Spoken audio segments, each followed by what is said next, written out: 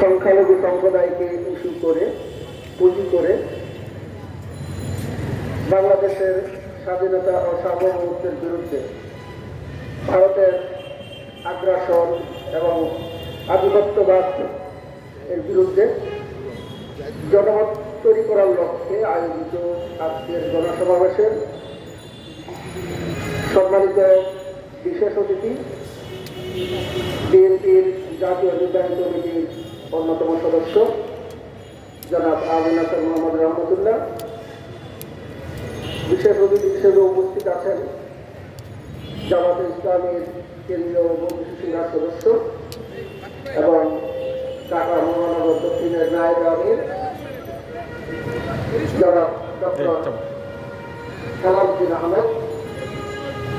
আমাদের মাঝে উপস্থিত আছেন বিএনপি নেতা জনাব মনিরুজ্জামান মনির সহ আগত অতিথিবৃন্দ, সম্মানিত সাংবাদিক বন্ধুগণ, আসসালামু আলাইকুম। সম্মানিত উপস্থিতি, প্রথমেই আমি জনাব মাহমুদুর রহমান মান্না সাহেবের পক্ষ থেকে দুঃখ প্রকাশ করছি। আপনারা জানেন, কিছুদিন পূর্বে উনি ভীষণ অসুস্থ ছিলেন এবং উনি হাসপাতালে ভর্তি ছিলেন। আপনারা জানেন, আজ 15ই ডিসেম্বর 1971 সালে 16ই ডিসেম্বর বাংলাদেশ মহান স্বাধীনতা অর্জন করেছিল, বিজয় অর্জন করেছিল। সেই দিবসে এবং আমাদের বিজয় দিবসকে কেন্দ্র করে এই ভারত শেষের 10 দিন আমাদেরকে নিঃসঙ্গ যে সাহায্য সহযোগিতা করেছিল, এটা বাংলাদেশকে মুক্তিযুদ্ধে জয়ী করার জন্য না, তারা সহযোগিতা করেছিল পাকিস্তানকে বিজড়িত করার জন্য। তারা সেই উদ্যোগটা নিয়েছিল। তার ধারাবাহিকতায় আপনারা দেখেছেন তৎকালীন রেসকোর্স ময়দানে যেখানে পাকিস্তানি বাহিনী যেখানে আত্মসমর্পণ করেছিল, সেখানে সেই আনুষ্ঠানিক সিগনেচার করার কথা ছিল বাংলাদেশের মুক্তি বাহিনীর সর্বাধিনায়ক মেজর জেনারেল ওসমানী সাহেব। কিন্তু ভারত তখনও ষড়যন্ত্র করে ওসমানী সাহেবকে সিলেট থেকে আসতে বাধা দিয়েছে, হেলিকপ্টারে গুলি করেছে। আপনারা জানেন, ওনাকে আসতে বাধা দিয়ে তারা ওই দলিলে মুক্তিযুদ্ধের সেই বিজয়ের দলিলে তাদের সেনাপতির করোনাকে দিয়ে সিগনেচার করে নিয়েছিলেন। এটা ছিল বাংলাদেশের স্বাধীনতার সার্বভৌমত্বের বিরুদ্ধে প্রধান আঘাত, যাতে কাগজের পত্রে আনুষ্ঠানিকভাবে বাংলাদেশ কখনো নিরঙ্কুশভাবে বলতে না পারে। এটা আমরা অর্জন করেছি এই বিজয় বাংলাদেশের মানুষের। তারা বারবার বাংলাদেশের স্বাধীনতা সার্বভৌমত্বের বিরুদ্ধে ষড়যন্ত্র করে এসেছে। বাংলাদেশের মানুষ সচেতনতার মানে বাংলাদেশের মানুষ বুকের তাজা রক্ত ঢেলে বাংলাদেশকে তারা দিয়ে রেখেছিল।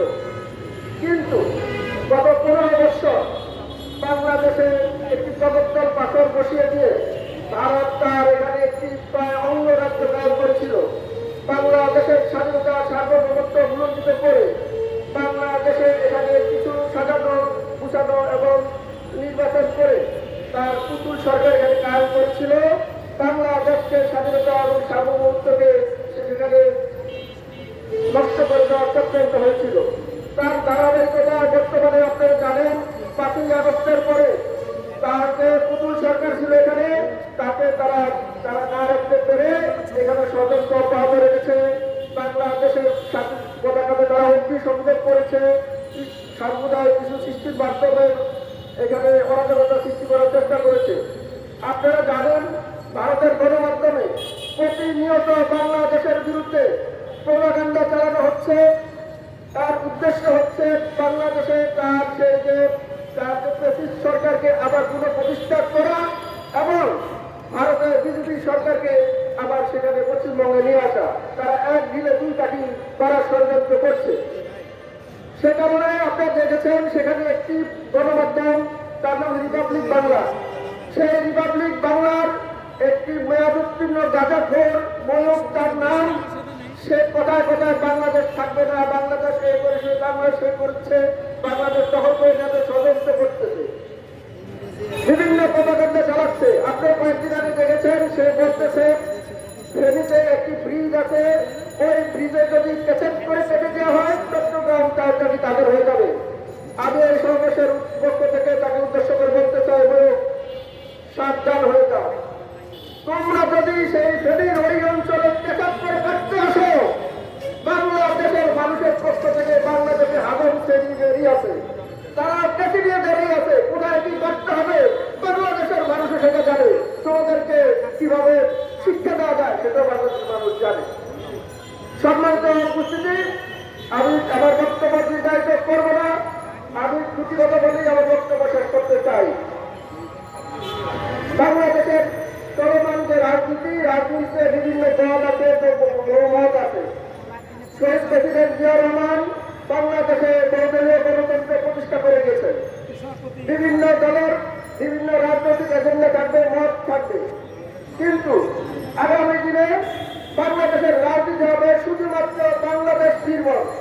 এদেশে কোনো পিন্ডির রাজনীতি হবে না, এদেশে কোনো দিল্লির রাজনীতি হবে না, এখানে কোনো পিকিং এর রাজনীতি হবে না।